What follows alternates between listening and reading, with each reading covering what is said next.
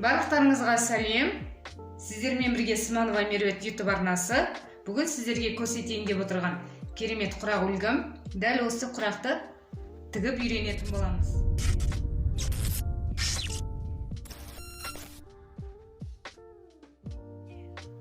Керемет әдемі құрақ үлгісі. Мен сіздерге әдемі құрақ үлгілерін тігіп көрсететін боламын. Ерекше әдемі YouTube'да жоқ құрақ үлгілері. Сіздер міндетті түрде менің YouTube арнама жазылып алыңыздар. Пікірлеріңіз болса қалдырыңыздар. Қасында тұрған колокольчикте баса кеттіңіздер. Егер мен тігіп атқан құрақтарым ұнамаса,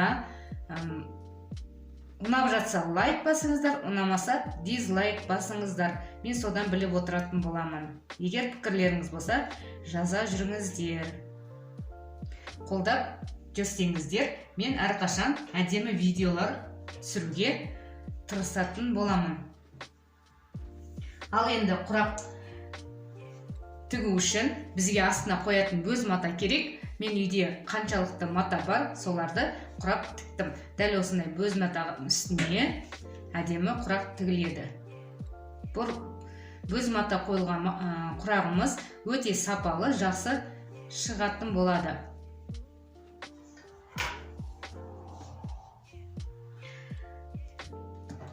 Мен астына қойған бөз матам дайын тұр.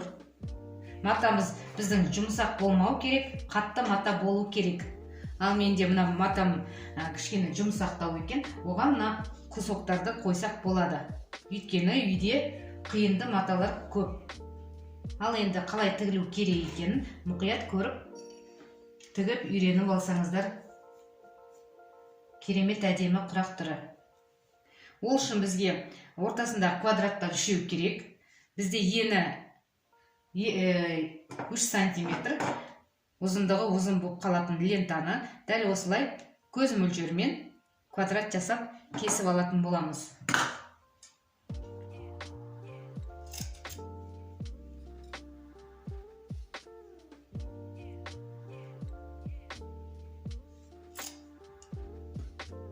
Квадратымызды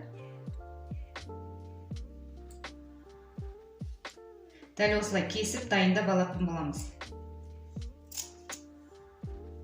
Міне мен 3 тал квадрат кесіп дайындап қойдым. Ені шетінде тігілетін бізде лентамыз ені 3 сантиметр, ұзындығы ұзын болып қала береді. Бұны кесіп отырып тігесіздер. Ал енді мұқият көрсеңіздер, керемет әдемі құрақ үлгісі. Дәл осы квадратымызды дәл ортасына қоямыз. Шетін лентамен тігетін боламыз. Ал енді бастаймыз. Бисмиллахир-рахманир-рахим.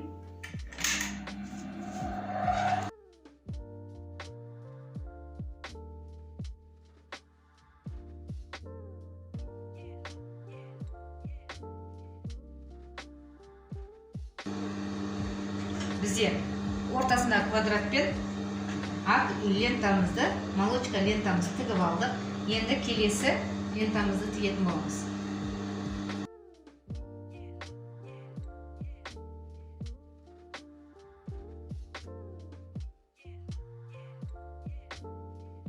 Бізде мынандай құрақ шықты. Енді біз бұл құрағымызды кесіп бөлек қоя тұрамыз. Мына лентаға жаңағы кескен квадратымыз тігіп аламыз.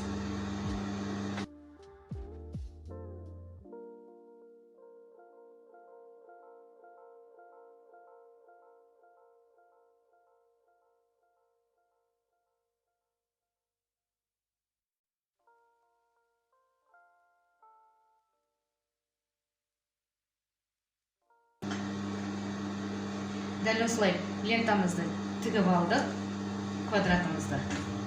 Енді мына бұрышқа қойып тігетін боламыз.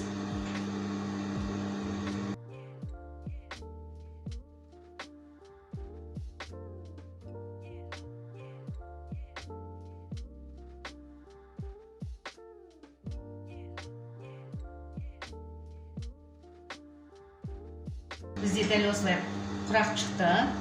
Келесі бізде жебемізді үземіз де матамызды мында қойып қоямыз. Келесі бізге мына 3-ші квадратымызды тігетін боламыз.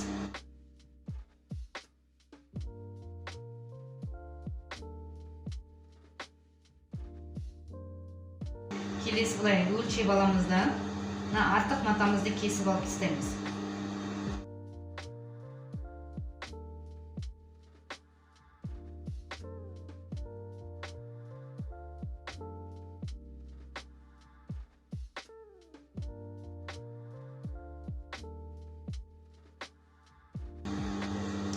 Неке бізде 3 квадратымыз шықты. Келесі лентамызды тігетін боламыз.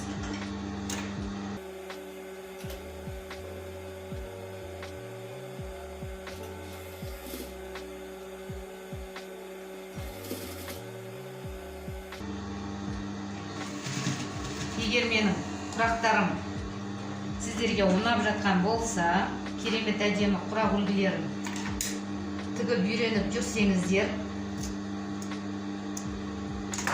пікірлеріңізді қалдыра кетіңіздер. Маған дәл осы құрақ ұнап жүр, дәл осындай құрақтар ұнайды деп. Маған сөйтіп кеңестеріңізді беріп отырсаңыздар, мен барынша әдемі құрақтар тігіп көрсететін боламын. Егер ұнап жатқан болып жатса, өздеріңіздің таныстарыңызға, туысқандарыңызға менің арнамның сілтемесін жіберіп бөлісе жүріңіздер. Тігуді ұнататын, неден бастарын білмей жүрген қыз келіншектер болса, осы менің арнама жазылып, өз жұмыстарын бастап істесе болады. Дәл осылай лентамызды айналдырып тігіп аламыз.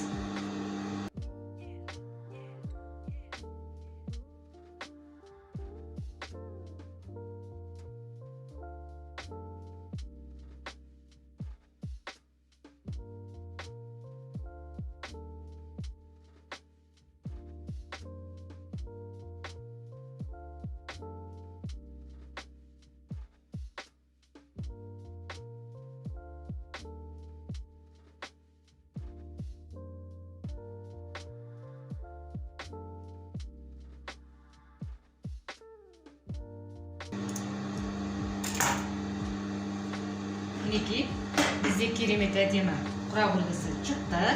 Енді кезек бізде бұрыш. Бұл бұрышымызды, мына квадратымызды, дәл осы құрағымызды былай өлшеп аламыз. Өлшеп, менде 10,5 сантиметр құрақ шығыпты. Мен мұнда 10 сантиметр бұрыш жасап аламын. Ендігі кезек дәл осы бұрышты тігу.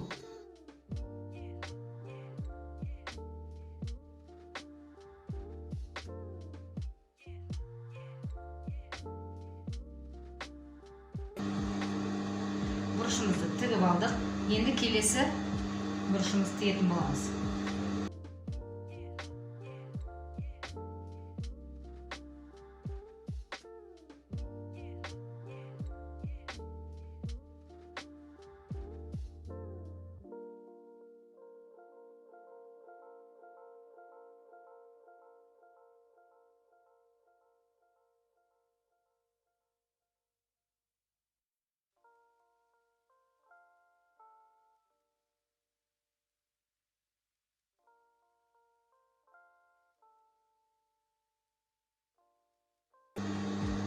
Соңғы бұрышымызды тігетін боламыз.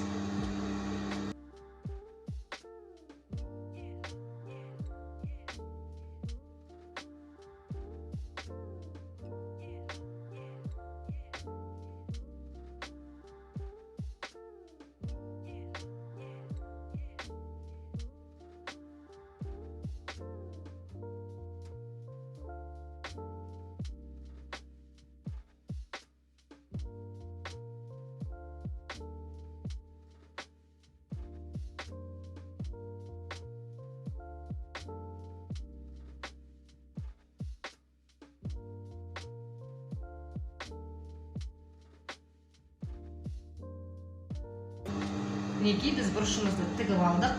Енді шетін жақсылап айналдырып тігіп шығатын боламыз.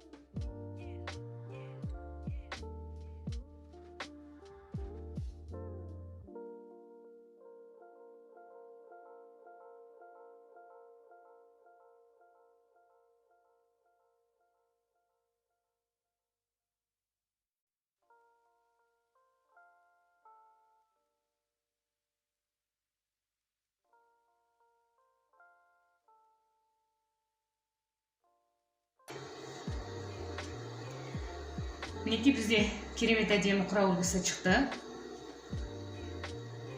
Дәл осылай әдемі құрақты тігіп үйренгілеріңіз келсе, менің арнама міндетті түрде жазылыңыздар, пікірлеріңізді қалдырыңыздар. Қасында тұрған колокольчикті баса кетіңіздер. Ұнап жатса лайктарыңызды аямай басыңыздар. Қазір біз шетіндегі артық маталарды кесіп алып тастаймыз. Дәл осылай бұрыштарын қазір мен айтатын боламын. Матасын жақсылап тіккен тігіске жеткізбей кесіп аламыз.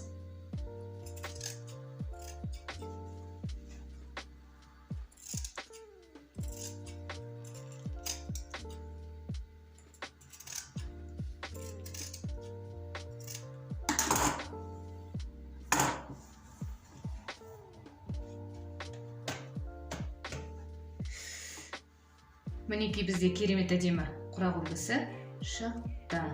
Астында өз матамыз біздің жұмсақ еді, кішкене мата қойып, қатты әдемі құрақ үлгісі шықты. Дәл осылай қылып тігіп, тек қана мына бұрыштарын әртүрлі матадан тігіп, бізде әдемі құрақ құрастырып тігуге болады. Құрақ үлгісін шығаруға болады. Дәл осылай қылып құрақтарымызды қойып, мына жеріне басқаша құрақ үлгісін ойластырып ойлап, басқа құрақ үлгісін қоюға болады бұрышына. Дәл осындай әдемі құрақ тігіп шықса, керемет әдемі үлгі.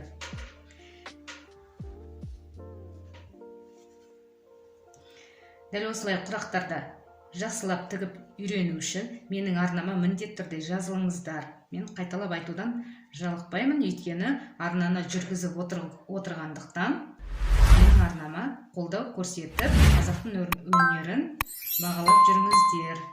Дәл осындай құрақ үлгілерін небір түрін көрсетіп жүрмін. Дәл осы сіздің тіккеніңіздей тігіп жатырмын деген қызы келіншектер өте көп. Сол үшін сіздер де өнерден қалыспай әдемі құрақтарды тігіп өздеріңізге тігіп алсаңыздар болады. Мен сіздермен қоштаспаймын. Келесі видеода кездескенше сау болыңыздар.